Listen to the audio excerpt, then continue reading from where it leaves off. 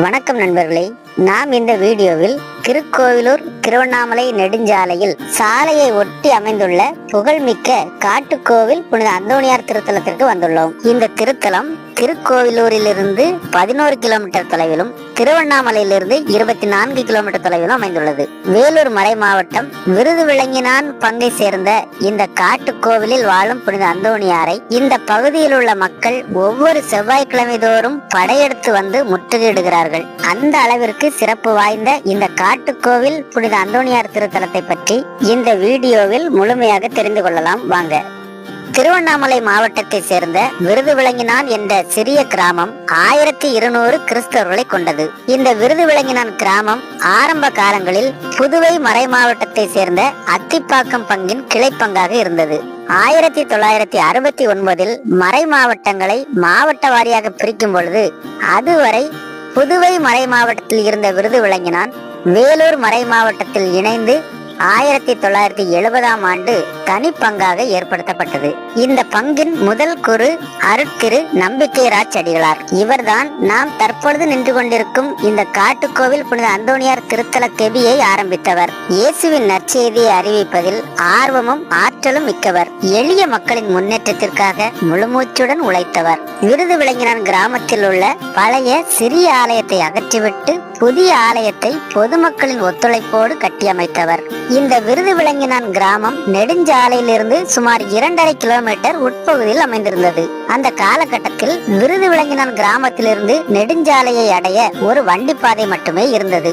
ஆலய வேலை நடைபெறும் நாட்களில் அதற்கான பொருட்களை எடுத்து வரும் லாரி சரியான பாதையில் வர வேண்டும் என்பதற்காக இந்த நெடுஞ்சாலையின் ஓரத்தில் 1 சென்ட் நிலம் வாங்கி அதில் ஒரு சிலுவையை நட்டு இந்த ஊருக்கு வரும் பாதையை அடையாளப்படுத்தினார் அருட்தந்தை நம்பிக்கை ராஜ். நாளடைவில் அந்த சிலுவை முறிந்து போக அதில் ஒரு கல் தூணை நட்டி அதில் புனித அந்தோணியாரின் சுரூபத்தை நிறுவினார். அன்று 1 சென்ட் நிலத்தில் அமைக்கப்பட்ட புனிதருடைய சுரூபம் இன்று இந்த பகுதியில் மிகப்பெரிய ஆன்மீக வளர்ச்சியை ஏற்படுத்தியுள்ளது. ஒவ்வொரு செவ்வாய்க்கிழமை தோறும் ஆயிரக்கணக்கான மக்கள் இந்த அந்தோணியார் திருத்தலத்திற்கு ஜாதி சமய வேற்றுமையின்றி வந்து செல்கிறார்கள்.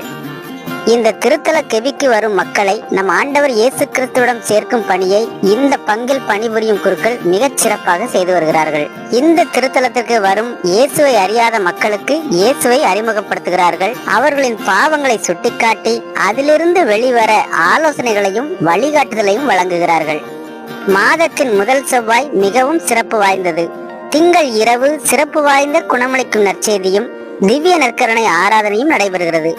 திங்கள் இரவே பக்தர் கூட்டம் மலை மோதுகிறது. ஆர்வமுடன் நற்செய்தியில் பங்கு கொண்டு இறையாசிரியரை பெற்று காலை திருப்பலி கண்டு புனித அந்தோணியாரின் ஆசிரியரை பெற்று செல்கிறார்கள். நீங்களும் வாய்ப்பு கிடைத்தால் குறைந்தபட்சம் ஒரு தடவையாவது இந்த விருதுவிளங்கினான் காட்டுக்கோவில் புனித அந்தோணியாருடைய திருத்தலத்திற்கு வந்து புனித அந்தோணியாருடைய அருளையும் ஆசீர்வாதத்தையும் பெற்று செல்லுங்க. இப்பொழுது நாம் புனித அந்தோணியாருடைய கெபி வளாகத்தில் அமைக்கப்பட்டுள்ள ஆலயத்திற்குள் சென்று நம் ஆண்டவர் இயேசு கிறிஸ்துவை ஆராதிப்போம்.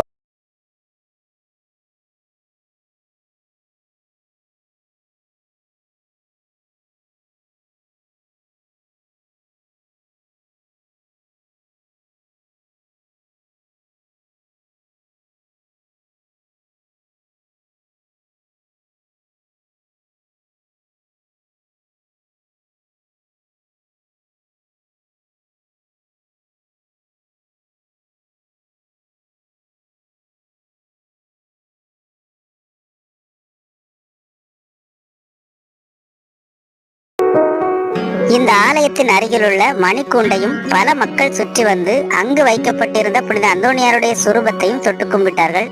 வாங்க நாமும் புனித அந்தோணியாரை தொட்டு கும்பிடலாம்.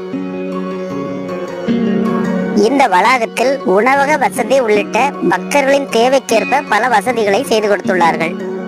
இங்கிருக்கும் குருக்கள் இங்கு வரும் மக்களை தனித்தனியாக சந்தித்து அவர்களுக்காக ஜெபித்ததை பார்க்கும் பொழுது மிகவும் மகிழ்ச்சியாக இருந்தது. இதில் பல வேற்று சமய பக்தர்களும் பலனடைந்தார்கள். இந்த ஆலயத்தில் என்னை மிக மிக ஆச்சரியப்பட வைத்த காரியம் என்றால் அது இதுதான். இந்த திருத்தலத்திற்கு வந்த பல மக்கள் வரிசையாக நின்று இங்கு பாவ சங்கீர்த்தனம் செய்தார்கள். அந்த வரிசையை தான் நாம் தற்பொழுது பார்த்து கொண்டிருக்கிறோம்.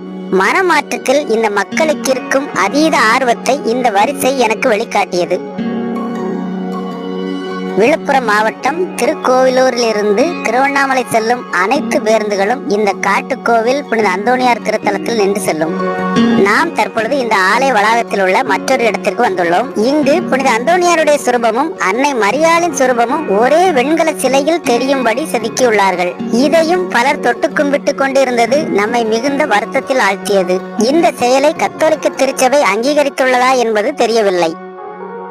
அன்பிற்குரிய கத்தோலிக்க கிறிஸ்தவர்களே, அன்பு குருக்களே, ஒரு திருச்சுரூபம் என்பது அது குறிப்பிடும் புனிதரையோ அன்னை மரியாளையோ நம் ஆண்டவர் இயேசு கிறிஸ்துவையோ நம் மனக்கண் முன் கொண்டு வந்து அவர்களின் வாழ்க்கையை நாம் தியானித்து நம் வாழ்க்கை பாதையை விண்ணகத்திற்கு ஏற்ற வகையில் நிலைநிறுத்த உதவுவதாக இருக்க வேண்டும்.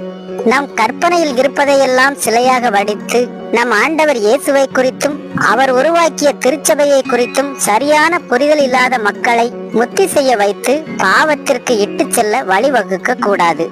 தப்பறைகளை தகர்த்தெறிந்த சம்மட்டியான புனித அந்தோணியாரே எங்களுக்காக வேண்டிக் கொள்ளும்.